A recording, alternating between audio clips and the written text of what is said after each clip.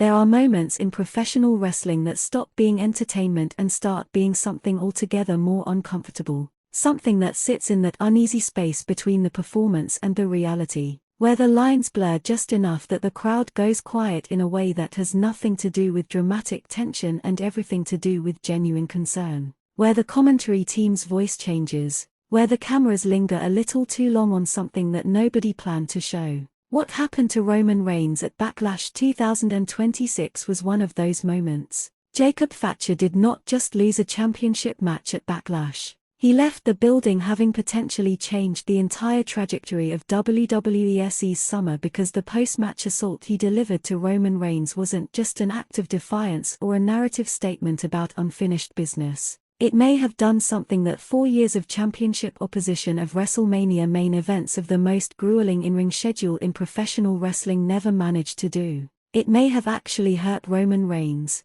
seriously, significantly in ways that cannot be walked off before next week's Raw. And if that's true, if the tribal chief is genuinely compromised heading into what was already shaping up to be the most chaotic and contested period of his championship reign, then everything changes. The clash in Italy plans, the Oberfimi confrontation in Laredo, the Bron breaker situation, the Seth Rollins variable, all of it gets filtered through a completely different lens the moment the word injured gets attached to Roman Reigns. Quick favor before we dive in. If you enjoy this kind of content, please smash that like button and hit subscribe. Over 98% of viewers watch without subscribing. It's totally free for you, but it means the world to us and helps the channel grow. Already subscribed? You are genuinely one of a kind. Thank you so much. Right, then let's get into every detail of this developing story because the implications are enormous. Let's go back to Backlash and reconstruct exactly what happened because the sequence of events matters enormously for understanding both the nature of the injury and the storytelling consequences of how it occurred.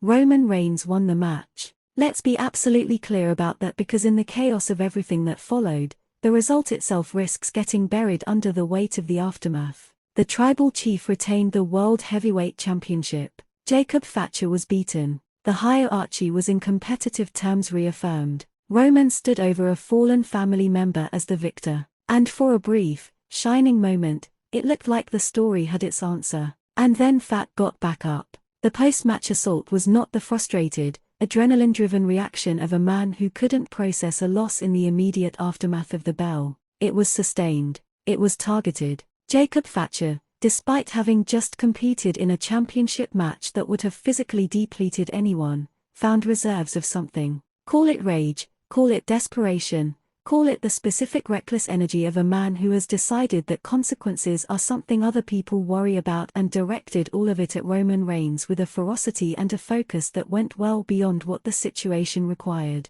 This was not Fatu making a statement. This was Fatu trying to break something. And here's what makes the injury narrative so layered and so genuinely compelling from a storytelling perspective. The question of whether what we're seeing is real injury, worked injury, or that fascinating gray area where the two become deliberately indistinguishable. Professional wrestling has always occupied that ambiguous space between performance and reality. The best storylines lean into that ambiguity rather than resolving it cleanly because the uncertainty is precisely what generates the emotional investment. When the audience cannot be entirely certain whether the concern they're feeling is about a character or about an actual human being, that is when the connection between performer and crowd reaches its deepest and most powerful level. Roman Reigns being injured after Backlash sits squarely in that gray area. And WWE with their increasing sophistication in blending real-world elements into their storytelling appears to be handling it with considerable care. Let's talk about the specific nature of the reported injury because the details to whatever extent they are available paint a picture of exactly how dangerous Jacob Fatu's post-match assault actually was. The targeting was not random. Fatu, whether through instinct or calculation, directed his post-match violence at areas of Roman Reigns' body that carry both physical significance and narrative history. The sustained repeated nature of the assault, the kind that goes past the point of statement making into something that looks considerably more like an attempt at actual destruction, created the conditions under which a genuine injury becomes not just possible but almost inevitable. The visual of Roman Reigns being helped backstage, the tribal chief, the man who has walked through every version of physical adversity this industry has offered without showing vulnerability, requiring assistance to leave the arena, was striking precisely because of how wrong it looked. How contrary to 4 years of accumulated image building, how deeply inconsistent with everything Roman Reigns has spent this era communicating about his own invulnerability. That image, that specific carefully captured image of a compromised champion, is doing an enormous amount of storytelling work. It communicates that Jacob Fatu succeeded in some meaningful sense in the goal that the post-match assault was designed to achieve. He wanted to damage the tribal chief in a way that victory alone couldn't accomplish. In a way that would follow Roman into every subsequent appearance, every championship defense, every segment where he needs to project the unassailable dominance that the tribal chief persona requires. An injured Roman Reigns is a vulnerable Roman Reigns. And a vulnerable Roman Reigns is something the entire roster, Fatu, Fami, Breaker, Rollins, every single ambitious performer circling that championship has been waiting to see for 4 years. Now, let's address the timeline implications, because the injury, real or worked or beautifully blurred, throws WWE summer calendar into genuine uncertainty. Clash in Italy was supposed to be the next chapter of the Reigns-Fatu story, the equit stipulation hanging in the air. The family conflict reaching its next escalation point on European soil. That is an extraordinary premium live event program on paper, and it remains extraordinary on paper. But an injured champion changes the calculus of how you get there and what the match looks like when you arrive. Does an injured Roman Reigns still compete in Italy? Does the injury become part of the storyline? The champion defending his title while physically compromised, the vulnerability adding stakes that the match wouldn't otherwise carry. Or does the injury cause a delay, a postponement, a reshuffling of the premium live event card that creates space for other stories while Roman recovers? Each of those scenarios produces different storytelling outcomes. Each one has legitimate creative merit, and each one tells you something different about how WWE views the Reigns-Fatu rivalry. Whether it's a story that needs its next chapter immediately, or one that benefits from the tension of waiting, from the audience sitting with the image of a hurt champion and an unrepentant attacker for longer than they're comfortable with. And then there's the Oberfimi dimension, because the timing of the Laredo confrontation relative to the Backlash injury creates a fascinating and deeply inconvenient complication for Roman Reigns. An open challenge accepted, a brawl conducted, a military press throw over the top rope delivered by Oberfimi to the world heavyweight champion. All of that happening while Roman Reigns is reportedly carrying the physical consequences of Jacob Fatu's post-Backlash assault, which raises the question, and it's a question that the audience is absolutely asking right now, even if they're not articulating it in these precise terms. How much of what we saw in Laredo was Roman Reigns at full capacity? Because if the champion was competing or brawling or confronting Oberfimi while managing a legitimate injury sustained at Backlash, then throwing him over the top rope carries additional weight, additional significance. It isn't just a physically dominant young challenger outlasting a fresh, healthy champion in a late segment brawl. It's potentially a rising force taking advantage of a champion who was already compromised. That reading, if WWE leans into it, adds extraordinary narrative texture to both the Reigns-Fami rivalry and the ongoing Reigns-Fatu fallout, because it means Jacob Fatu's post-Backlash assault didn't just hurt Roman in the moment.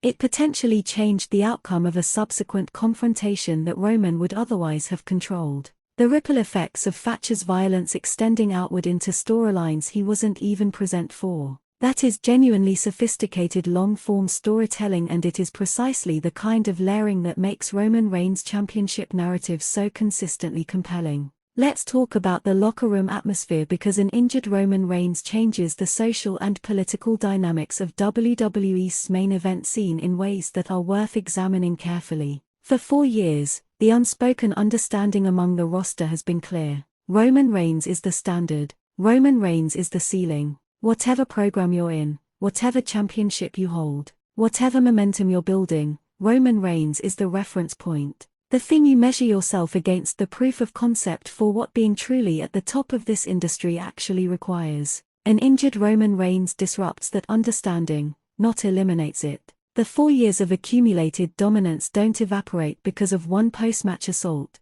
but disrupts it, creates a crack in the perception of invulnerability that every ambitious performer on the roster will notice, will file away, will reference in their own internal calculus about timing and opportunity, and when the right moment might arrive to make their move. Bron Breakker, coming off a clean victory over Seth Rollins at Backlash, is operating with maximum momentum at precisely the moment when the champion is reportedly at less than full capacity. That is not an accident of timing. That is the kind of convergence that championship history is made from. Seth Rollins, despite the Backlash loss, remains the most unpredictable variable in any main event equation. An injured Roman Reigns is, if anything, a more interesting target for Rollins' particular brand of calculated chaos than a healthy one. And Jacob Fatu, who caused the injury, who knows exactly what state he left Roman Reigns in at the end of Backlash, walks into whatever comes next with a specific terrible confidence of someone who has already proven they can break the unbreakable.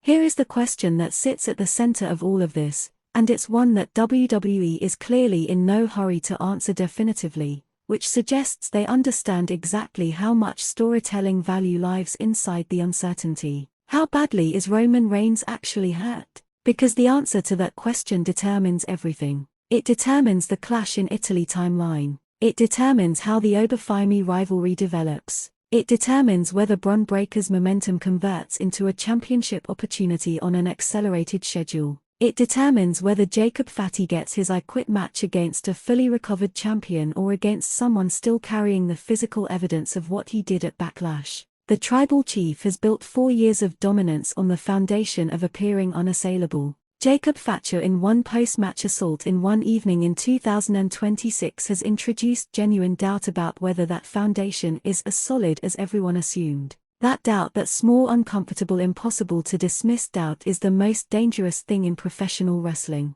More dangerous than any finishing move. More dangerous than any challenger's physical credentials. More dangerous than any stipulation or championship match or pay-per-view moment. Because doubt, once planted in the audience's mind about a champion's invulnerability, does not go away on its own. It grows, it spreads, it attaches itself to every subsequent appearance, every championship defense, every moment where Roman Reigns is supposed to project absolute certainty. Jacob Fatu didn't just hurt Roman Reigns at Backlash. He may have hurt the idea of Roman Reigns, and that is a rude that no amount of recovery can simply drop everything in the comments. How serious does Roman Reigns has to fundamentally change the tribal cheese in a way that cannot be undone? Thank you so much for watching today. It genuinely means everything. See you in the next one.